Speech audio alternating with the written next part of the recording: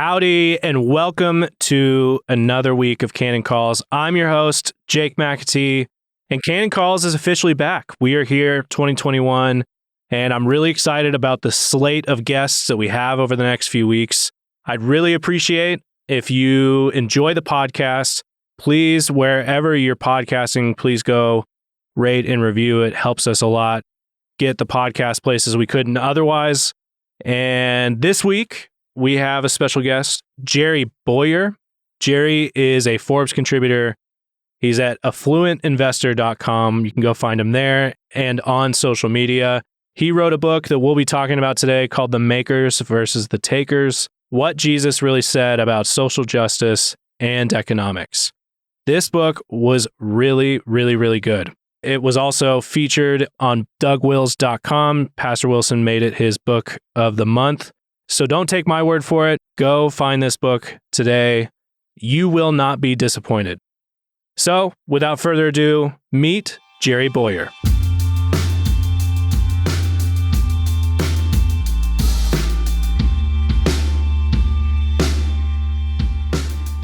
All right, now welcoming on Jerry Bowyer to the podcast, special guest. Thank you so much again on brief notice for giving me your time. My pleasure. Happy to be here. We're talking about your book, The Makers versus the Takers: What Jesus Really Said About Social Justice and Economics. I learned of your book last week from Pastor Wilson, who made it the book of the month, I believe, for January. And there was one thing he said about it that I thought overstatement of the year, maybe, where he said that it reminded him he hasn't felt a way about a book like this since Planet Narnia by Michael Ward. Are you familiar with Planet Narnia by Michael Ward? Oh, yeah. Wonderful book. Wonderful book. Yeah, great stuff.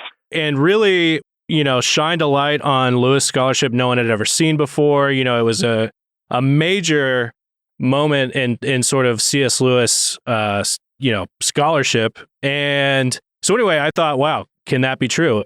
So I bought the book and was blown away. So helpful, so good. And so I'm excited to have you on. Well, thank you. Thanks for reading it. Thanks for reading it so fast. I'm glad you enjoyed it. So your byline goes on for a long time, Jerry. But let's not do it all. But the it's hard to sit through it.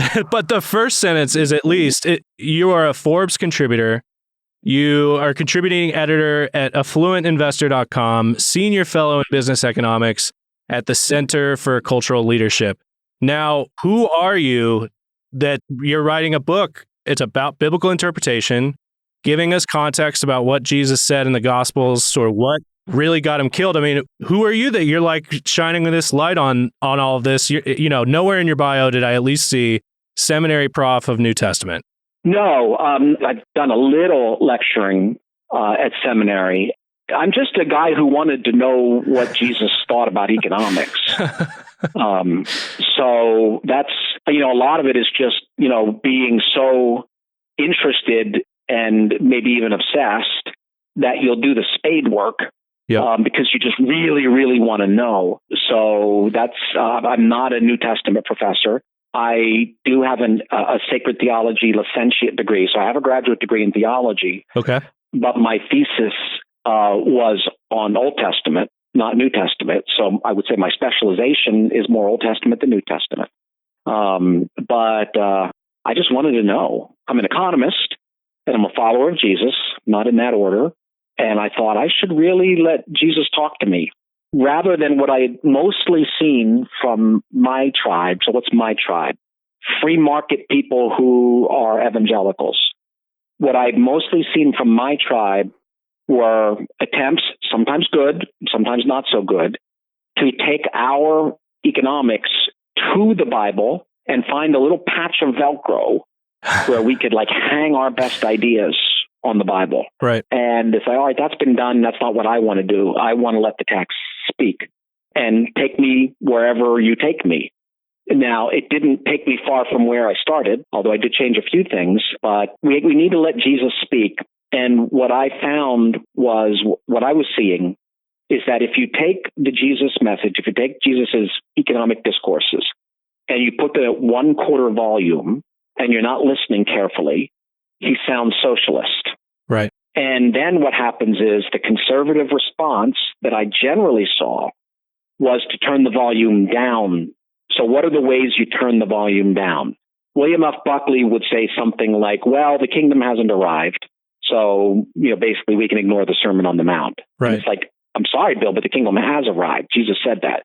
John the Baptist says it's at hand, and Jesus says it's arrived. So with no way out. I saw the broad evangelical conversation being, well, he's just talking about your heart. So Jesus used his spiritual X-ray specs to see that the rich young ruler was a money idolater, and that's why he told him to give it away, but he didn't tell anybody else. So it gets crushed down to a heart-only attitude. Right. So in some ways, we you try to spiritualize it away or eschatology-ize it away to defer it. And I said, no, let's turn up the full volume and see what Jesus says. And I think what comes out is a Jesus who is extremely skeptical about wealth gained through political power and connections. Yeah, what I enjoyed most was sort of watching this balancing act, as you were saying, of you have economic views yourself, and you are a Christian, from what I understand, first and foremost. And there's all of these things going on as you are trying to read the text and see what it says for itself. Those are things happening in my head as well, even as you just said, as conservatives have taken on sort of this topic. It reminded me of George Gilder's Wealth and Poverty, where he sort of goes at conservatives for feeling like, well, this economics that we have, it's not the best, and maybe one day we will get to do what, the Lord said on the Mount, and maybe socialist stuff will work in the future, but for now, we have to have a sort of second-class economic system that sort of just works for the best for what we have. Do you see that as well? I think that's a good analogy. George and I both feel like we need to stop playing defense. Right. So here's defense. Yes, Jesus said, give to the poor, but he didn't say use government. I'm not so much interested in the argument about what Jesus didn't say. Right. I'm interested in what he did say. I find there's a lot of, and until we really looked at what he actually did say in detail and digested it, I don't think we're ready to go on and talk about what he didn't say and what him not saying it must have meant. So that's a defense maneuver. So it's like, yes, these socialists, they want to redistribute, and, it's good to be compassionate, but we have to be wise. I'm sorry, that's giving them too much credit. Jesus is not saying, hey, you have to be generous. I'm going to be silent on the role of the state. Right. You'll just have to fill that in for yourself. No, I think the gospel message is a full-on assault on the idea of the economics of the ruling class, including the Judas ideology, which is let's centralize the poor box, let's centralize the poor tithe, and then we'll steal from it. So Jesus isn't like leaving the economics to our imagination. He's speaking to it. And so let's see what he's saying. Let's stop playing defense. They should be playing defense. I love that because, yes, so you have that on the conservative side in terms of economics, where they're on their heels. They sort of feel bad about what they believe. And, they are starting to believe the left's lies about not having compassion, or, look how compassionate we are. You guys are not. And for some reason, they're allowing that to hit. And then you also, the other half of this book, which is the biblical theology side of it, what you're doing in the Gospels, where we are really bad readers. I've described other books that have tended to be hard to read by saying, it's sort of like the Old Testament, where there's these nouns flying at you and you don't really, none of them mean anything to you. But it's clear that this biblical author, as you say, publishing was not a cheap thing. And if it's in the text, it means something, but we just let it kind of breeze past us. And so kind of where I wanted to go next was you talk a lot about geography. Can you talk about sort of why geography is important to your thesis in the book? Well, yeah. Before I say why it's important to my thesis in the book, let me say why it's important in general. Yes, it's important because it's in the Bible. Right. If it got put in the Bible, it was important. Right. Now, first of all, the details are important in any ancient literature because, like you said, publishing was extremely expensive. If a book is a year's wages, I don't know if that's the exact number, but it's a lot. If a single copy, is months of wages, you're just not going to waste a lot of space with extraneous details, right? You don't have Stephen King novels that go 1,100 pages. There's no editor. You're editing beforehand because it's all expensive. Right. The scribe's time is expensive and the medium is expensive. So in ancient literature, details are important. In the Bible, in addition, we have the fact that these words are inspired by the Holy Spirit. So these are God's words. So the details are rendered vastly more important by that fact. But we do skim over them. So there's a lot of, I'm just talking about how, I read the Bible when I'm not really trying. Jesus was in this Bible-y sounding town, and he got up, and then he walked to this Bible-y sounding other town, and then he talked to this Bible-y sounding occupation. And then he went to another Bible-y sounding town. That's something, right? That's exactly right. And then we're like waiting, but what's the main point, right? It's like a main point, which is like what he says. So where he is doesn't matter, but it's all main point. Why is it important to my book in particular? Because my book is about economics, and these different locations have different economic environments. They both represent. So when he's going someplace, this different environment matters more because he's speaking into a specific context. You don't have a fortune cookie Jesus. You open the fortune cookie and it's like you open a cookie and maybe the person next to you could have opened that cookie. Right. Right. You are your own worst enemy or something like that. That's not Jesus. Jesus uses second person pronouns a lot. You this and you that. Well, how can we not pay attention to who the you is? Right. Right. There could be, I thought this as well when you made the point in the book, that there ought to be a book written on the second person plurals. And I'm sure there has been, but it needs to just be, it could be titled y'all, if we need it to be, because you're exactly right. Though Jesus was saying something, what he was saying was to these particular people. And contrary to popular belief, like you were saying, not something he would have said to everyone. Woe unto you, rich. What rich? He doesn't say woe to the rich. Woe unto you, rich. This is the Sermon on the Plain, not the Sermon on the Mount, different sermons. So who's the you? Well, the text tells us, right? It's the Judean elite and those from Tyre and Sidon, who were essentially the banking interests of the Judean elite that he was talking to. That's who was there. When he gives the Sermon on the Mount, almost certainly somewhere northern and a much more general audience, he leaves that out. That's not there in the Sermon on the Mount. Where if in the same place is, ye are the salt of the earth. So Jesus wasn't like on a rock and roll tour and he didn't know what city he was in. Like his rock star, hey, are you ready to rock Cleveland? Oh, I'm sorry, I mean Columbus. Jesus knew where he was. Right. And when he uses the second person address, when he uses the vocative case or whatever, we would be wise to know who he's talking to. Yeah, woe to y'all. Y'all that I'm looking at. Woe to y'all.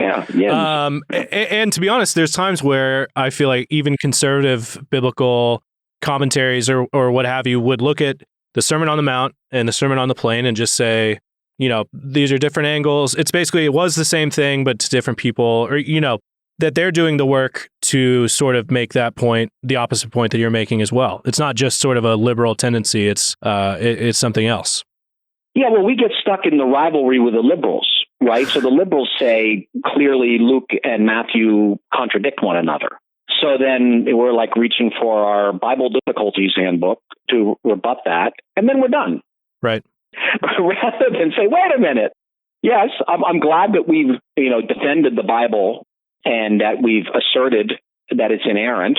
But why don't we, now that we now have yet another confirmation that it's inerrant, let's get into this inerrant Bible a little more and say, why is he saying things differently?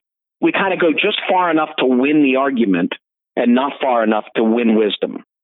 Right. And like, we were saying at the very beginning, I think this is something conservatives really trip on their own shoelace all the time with, where we do not get outside of the debate or not out of the reaction, to make a positive view of whatever it is in front of us. Before, I want to get in actually to those distinctions between the Sermon on the Mount and the Sermon on the Plain. But before that, if I'm reading right, that one of the central contrasts that you set up with the geography is Galilee and Judea. Is that the case? Yeah, that's the key distinction. Can you tell us about those? Yeah. In broad strokes, Galilee was very likely more entrepreneurial, a more dynamic economy, lower tax, a younger economy, and more decentralized than Judea. And I would say that's the main distinction. So in Judea, you have more of a top-down political culture and an economic culture. You have, for instance, in Galilee, the archaeological remains kind of give us a picture of the farmers would have maybe 15 to 40 acres. That's according to Finney's book, Christian Origins in the Ancient Economy. Okay. Whereas as you're traveling south, you get these 1,000-acre or 100,000-acre farms given to somebody who did a favor for Caesar or did a favor for Herod. And they're not even there. They're not farmers. They just own it, stay at home and collect the dividend checks.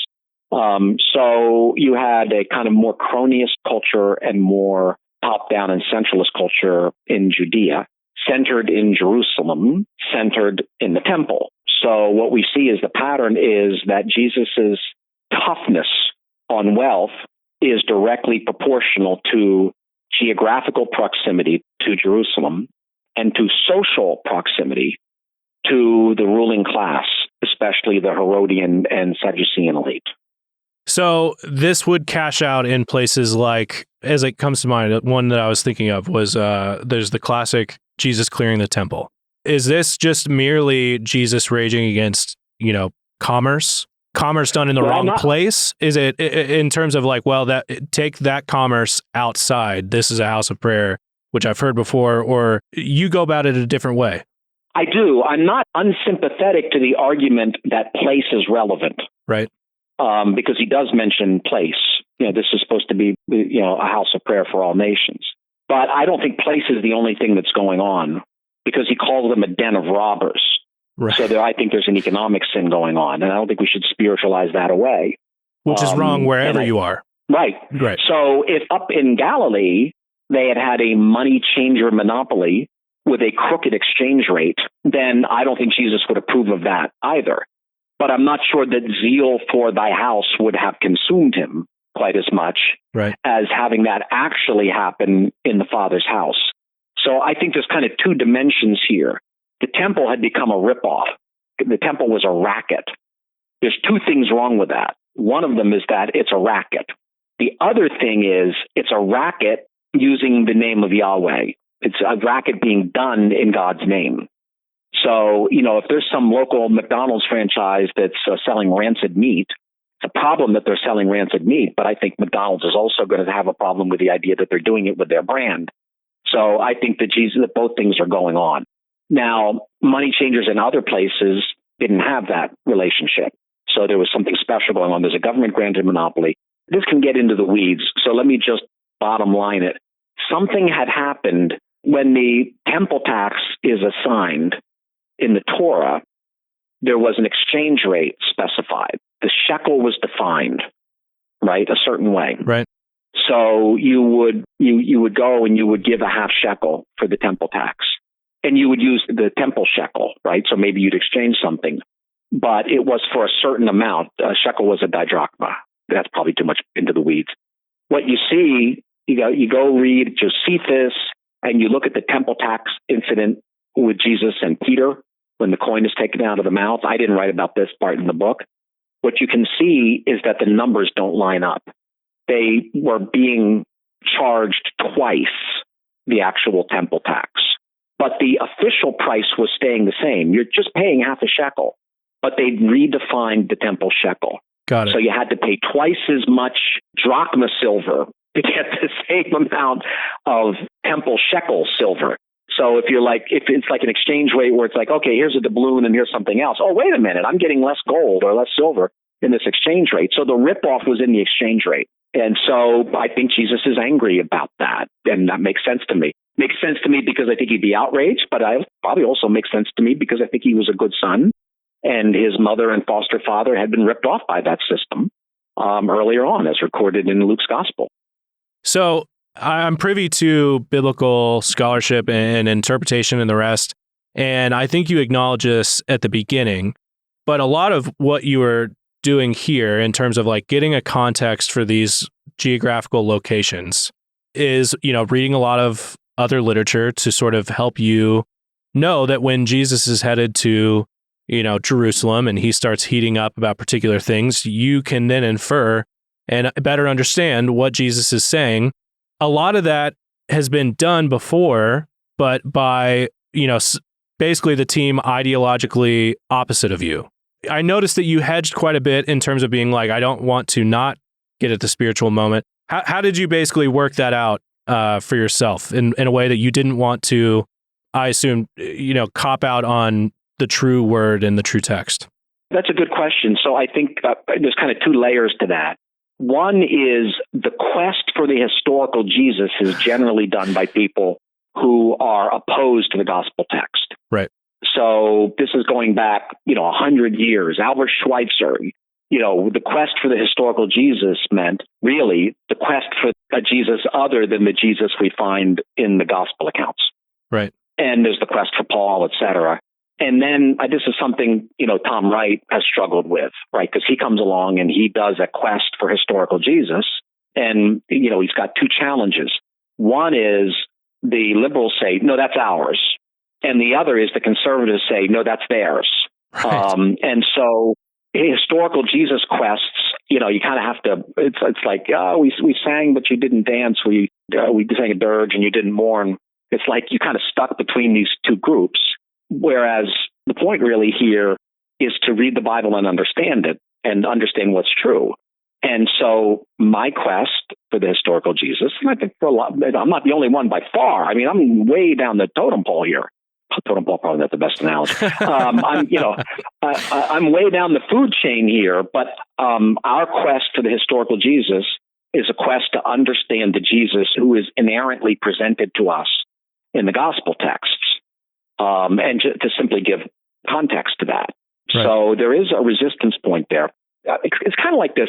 What I learned from early on in my Christian life is we believe in the grammatical historical method of interpretation, Westminster Seminary, whatever. Yep. Okay, that's fine. But what I've generally seen in Reformed world is grammatical without a lot of historical. And right. I think that's partly because historical inquiry was given a bad reputation by people who are using it to undermine the authority of the text. Right. So my view is just let the text speak. And when you have historical information, you would take that into account as you would reading anything else. Right. Now, in terms of on the other side, what's interesting is what you have in the 70s and the 80s is a lot of kind of quasi-Marxist historical Jesus stuff. But it was based on guesses about the economic situation in Galilee. So there was a widespread view that Galilee was really poor and so Jesus is leading a peasant revolt. What's happened is we've dug up a lot of Galilee since then, and that doesn't really wash. Galilee doesn't seem to have been, at least the part Jesus is from. Now, up further north is a little bit of hillbilly elegy territory up there in the mountains. Okay. But Jesus wasn't from there. He was from lower Galilee, not Appalachia. They've lost the justification. And see, once you start with the idea that it's Appalachian, he's leading a peasant revolt, then you have the problem of all these parables, which are financially sophisticated and parables in which the investor is the good guy. Right. Right. So then what they have to do is say, well, those parables aren't part of the original text. They're added later when the church was accommodating itself to Roman wealth, blah, blah, blah, blah, blah. It's a lot of plates to keep in the air. It is. And you have to distort things so much because if the church was accommodating itself to Roman wealth, it would have been hard on marketplace people and easy on political people, like the connected Roman aristocracy. Yes. But it's not. It's hard on the political people, on the politically connected, and it's easier on the wealth of the people who earn it in an entrepreneurial manner. So it doesn't even work what they try to do. What I try to do is I try to get out of reaction mode again and just say, I don't care who said what about it. So much of it is here's this one group and here's another group. And it's like, that's just too much to keep track of. What does the Bible say again? I think I'm going to read this chapter a few more times rather than read another academic tome that is 90% guesswork. Right. And just like you're saying, I think the one of the fundamental sins of conservatism is reactionary and it's also shrill. Mm-hmm. My gratitude to you and sort of just getting outside of the back and forth and just setting up what does the Bible say in terms of not a negative or a reactionary, but a positive sense of bearing on what Jesus thought about economics. And just in terms of your title, can you... And he thought a lot about it. It's right. not a side topic remotely. It's like a top 3 or 4 themes in the gospel accounts.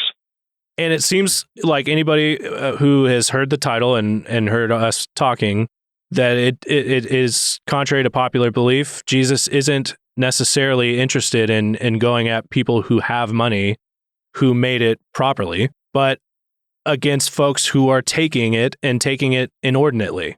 Yeah, where's his denunciation of Joseph of Arimathea? Eusebius says he was a tin merchant. So he's going to wherever, tradition says going to England, I don't know, but he's an import-export tin merchant. Where's Jesus ripping him to shreds?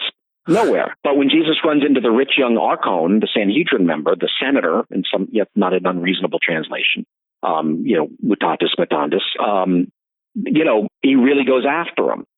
So someone has to explain to me why it's the tax collector, Zacchaeus, and the rich young ruler and the money changers who get the treatment, and Joseph of Arimathea doesn't. Jesus grew up really close to Sepphoris, which was a wealthy town. There's a mansion. They've uncovered a mansion in easy walking distance from Jesus's home. Why didn't he say anything about that? Where's his denunciation of that? It's not there. Why? What I'm suggesting is the Occam's razor answer is because he didn't disapprove of it. And it was a marketplace center, not so much a center of cronyism like the temple elite was. Can you tell us about, you mentioned it earlier, the Judas economy? Yeah. So we talked a lot about Galilee and Judea, right? Right. We see in the early sections of the Gospels, we see Jesus recruiting from Galilean cities. At the end of the Gospels, we see the disciples being addressed by the angels, men of Galilee. We see in the crucifixion accounts that Jesus is clearly associated with Galileans, right? We even talk about, the accents, that comes up. When Nicodemus says, well, don't we have a law which says you have to hear testimony? What, are you a Galilean too? Right. So, that's going on. But there's this one disciple who is an outlier in 2 ways. Let's say in 3. One, he's a thief. He's the keeper of the purse, but he steals from it. So there's a central purse allegedly for the good of the poor, but it's stolen from. 2, he betrays Jesus to the ruling elite.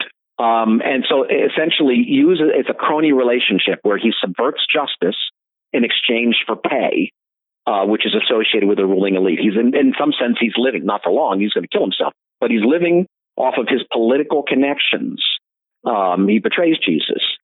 3, his name is highly suggestive that he's a Judean. Right. Why? Because Ish is Hebrew for man, and Cariot is the name of a Judean town. So an Ish-Cariot would literally be a man of Cariot, a Judean. And I don't think that's a coincidence. We don't know for sure. I mean, sometimes names are just names, but we're given his name a lot. His father's name is Simon Ish-Cariot, so that's confirmed. And, they were Hebrew people, and Ish does mean man, and Cariot was a Judean town. And I would take this a step further. I think we're given a lot of this detail partly because I think Luke is a sophisticated writer, and he's giving us a stand-in for the Judean elite, because that's what they had done. In the Torah, in Deuteronomy, the poor tithe is left local. It's administered in the gates. But a legal revolution had taken place, empowered by the lawyers and their rationalizations, so that the tithe was centralized in the temple. And then they stole from it. I mean, they legally stole, but they still stole. They were living off it. They were wetting their beaks. They were getting wealthy. They were getting fat off of the poor tithe. Right. Just like Judas was. So I think Judas is a microcosm, an exemplar, however you want to put it, of essentially the Judean temple-centered economic model. Talk about the poor, say, hey, let's bring it all here so we can handle it justly and be more efficient or whatever. Let's have a purse for the poor, and then let's steal from that purse. It's devastating. Yeah, it checks out. And these are all things, and I think to Pastor Wilson's point of the Planet Narnia effect was, the Gospels are often read, I think, and there are elements here that you are pulling out that we have read 1,000 times and no one has really seen. You mentioned you're not necessarily you have a theology degree, but you're not often in a classroom unpacking texts. How did you come across these things? What was it that maybe motivated you to do the hard work here? Because I wanted to know what Jesus thought. Fair enough. I didn't want to write a book. I had no thoughts about a book. I just wanted to know the truth. And so that's why I dug into it. Then later, a friend who's in publishing called me and said, "Hey, I want to do a book with you." And I said, maybe, let's talk about it. He said, "If you did a book, what would it be?" And I laid out 3 ideas for things that I had been working on. And he settled on this one. So I wrote the book. That's how this came about. Now, maybe to finish, basically your conclusions and the work that you do throughout the book. And there's a lot there. I mean, things that I had written down that I thought, maybe we could touch on that we don't have time for now. But things like the Magnificat, you mentioned the rich young ruler, basically anywhere that Jesus is talking economics, you bring up, and it's a really fresh, very good take. But given all of this, what is it that you want your readers to do when they close your book? I think mainly I want to leave that up to them because I'm a Hayekian. So I believe that most of the knowledge is not with the expert. Most of the knowledge is distributed. I think the expert can help a little. Yep. So I can, grind through Bible dictionaries and Josephus and Philo and give them a shift in thinking. But they're out there and they know better what the shift in thinking would mean in their lives. Although one thing I definitely intended, and that is for people who work in the marketplace to be liberated from the culture of shame that comes from some religious circles and a lot of political circles that says, if I'm attacking you, marketplace person, for your wealth, you are guilty until proven innocent of greed, but I am innocent until proven guilty of greed. Right. And that is almost a reversal, I think, of the picture that comes out of the Gospels. The way I would say this is, I've seen too much of, hey, if you're a business person, you need to prove to me that you're not greedy. Whereas what I would say to a senator is, it is easier for a camel to go through an eye of a needle than for an archon or rich archon to enter the kingdom of heaven. Now, it's possible. I think it's possible for a wealthy politician or a wealthy politically connected person to be saved, because with God, all things are possible. But if you're somebody who got your wealth through taking rather than making, you're in a tougher position, because part of greed is not that you have it or how much of it you have, but what you were willing to do in order to get it. And if you were willing to steal in order to get it, then it probably has a greater hold on your heart, and it's probably more idolatrous than if you simply worked and solved problems in order to get it. I thought that point of your book was so very helpful in terms of, I think it was when Moses was appointing leaders, wasn't it? In terms of like Deuteronomy. Yes. And the point that was made that you despise gaining money through... Appoint men who fear God and hate dishonest gain. Hate dishonest gain. It's a consistent theme. It's a consistent theme in the Old Testament that the besetting sin of political leaders is dishonest gain. And it's part of the rise of Saul. We free market people have talked about, 1 Samuel 8, he'll take a tenth, et cetera. That's fine. That's well worth pointing out. But he'll give it to his lieutenants. It's not just that Saul will tax you. It's that Saul and his retinue will be engaged in dishonest gain. They're going to divide they're going to take your wealth and they're going to divide it up and they're going to give it to loyalists. And what Saul does, Herod had, gotten to the art of perfection.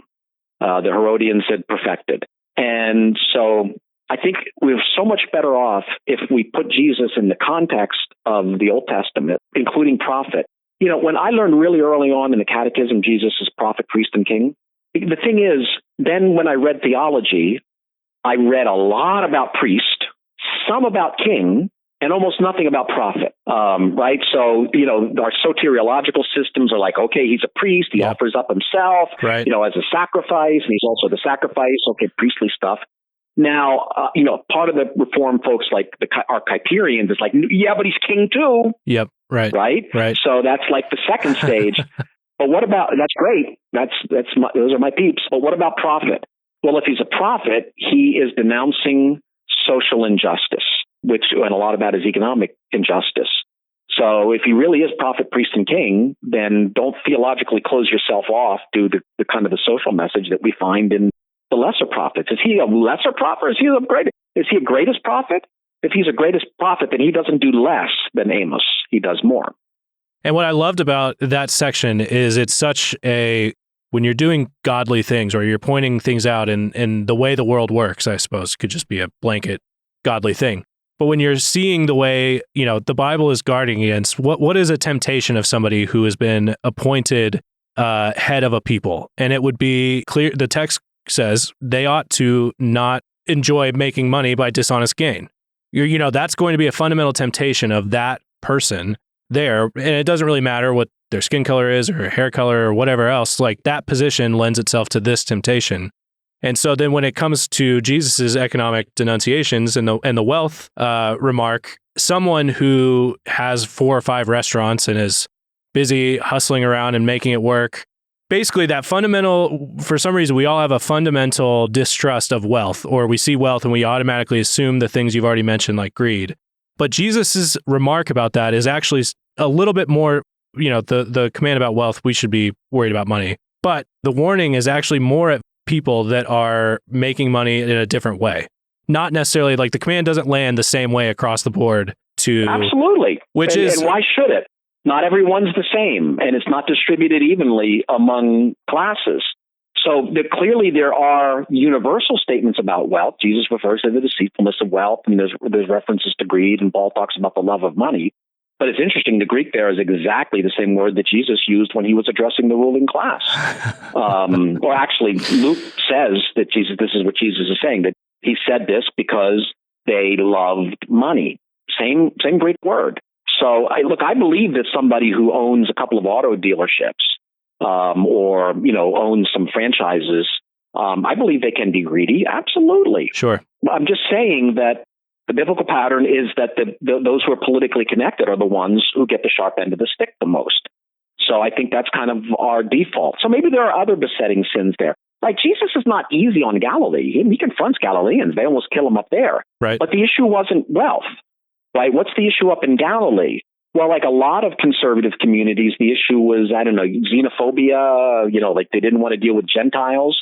So Jesus doesn't get into trouble. When Jesus says, I'm here to liberate the poor, they're like looking at him, okay, yeah. And then Jesus says, now, there were a lot of widows in Israel, but God sent his prophet, to a foreign land. Oh, well, we're going to kill you. We're going to throw you off a cliff. Right. So I kind of think of Galilee a little bit as like the Shire, and Jerusalem as a little bit like Mordor. Okay. But remember, the Shire is not perfect. Right. They're hostile to outsiders. They've got their weaknesses too. Different occupations and different classes and different physical locations and different cultures. Like Christians say in New York City, right? Like a kind of an influential church in New York City and San Francisco. What's probably going to be their issue? They're going to be tempted to cultural accommodation, right, to leftism. All right. But what about Christians in rural areas? Do they have a temptation? Well, it might be something else. It might be too reactionary. It might be too conspiratorial. It might be too just suspicious of all foreign things, right? None of us are immune. And Jesus was pastorally and politically smart, and he knew where the danger zones were. And unlike a lot of preachers, not only did he not avoid the tough topics, but he seemed to have been like keying in on, I'm going to go to this town and I'm going to say the thing most likely to get me killed. Right. I'm going to take on your sin. I'm not going to talk about other people's sin. Jerry, you have done yeoman's work with the book. Everyone go get it. You can find it on Amazon and Audible, Kindle. Jerry, is there anywhere else you would want to send folks to get to know more about you or your project? I'm on social media, okay, right? So they can always find me on Facebook or LinkedIn or Twitter if they want to continue to discuss it. I'm kind of engaged in ongoing conversations. I don't do much mailing lists or things like that. Okay. But if people read the book, I'd love to hear what they think. And if they've got corrections or something, I'd love to hear them too. The book's doing well enough. It looks reasonably like we'll have a second edition, although not soon. Okay. But if we do have a second edition, I want to improve it. So if they've got ideas for improvement, I'd love to hear them. Excellent. Thank you again so much for your time, and thank you for writing the book. And we'd love to have you back. Thank you. Cheers.